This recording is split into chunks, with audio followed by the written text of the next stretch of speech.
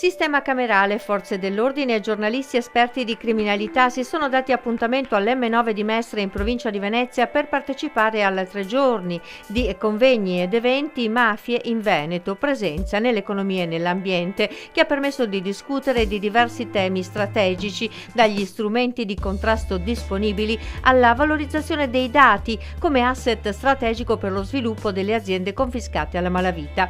Puntuale la fotografia dei fenomeni restituita dalle procure distrettuali. A insidiare le produttive aziende del nord-est è soprattutto l''ndrangheta. L''ndrangheta, ma ormai con qualche differenza, ma tutta questa tipologia di organizzazioni tende al riciclaggio e tende a non creare problemi di ordine pubblico. Se voi notate, in Veneto abbiamo pochissimi casi che partono da attività di violenza alle persone o anche di violenza economica o anche di usura. In genere sono attività di riciclaggio che vengono scoperte, evidenziate in parte attraverso attività di indagine diverse. Il riciclaggio, l'usura e i rischi di illeciti legati alle monete virtuali sono oggi le principali frontiere dell'economia criminale finanziaria, attività per lo più silenti che interessano tutti i settori economici. La mafia c'è anche a nord-est, il problema è che è una mafia invisibile.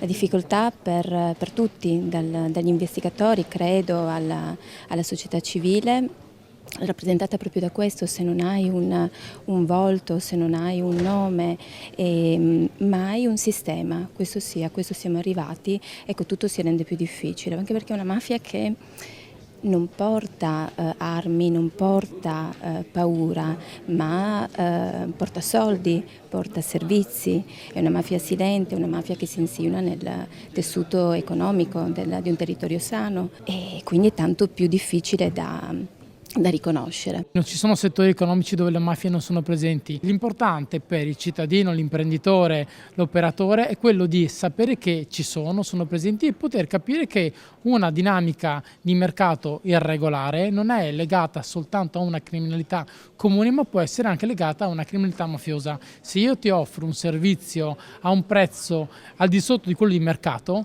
devo poter pormi la domanda se mi sto rivolgendo a un operatore mafioso che mi può fornire un servizio a un bene più basso perché deve semplicemente riciclare denaro o perché vuole immettersi nel mercato per diventare egemone. Organizzata dalla sezione regionale del Veneto dell'Albo Gestori Ambientali assieme alla Camera di Commercio di Venezia, Aerovigo e Alibera, la 3 giorni ha messo l'accento inoltre sul crescente interesse mafioso per le attività legate alla raccolta e allo smaltimento dei rifiuti. Noi facciamo questo tipo di operazione perché nasce in una mansione che il mondo camerale sta portando avanti da parte del Ministero per quanto riguarda il recupero e l'attenzione a quella che è anche la frammentazione del rifiuto, inteso come possibile poi motivo di ulteriori passaggi che per arrivare poi alla malavita.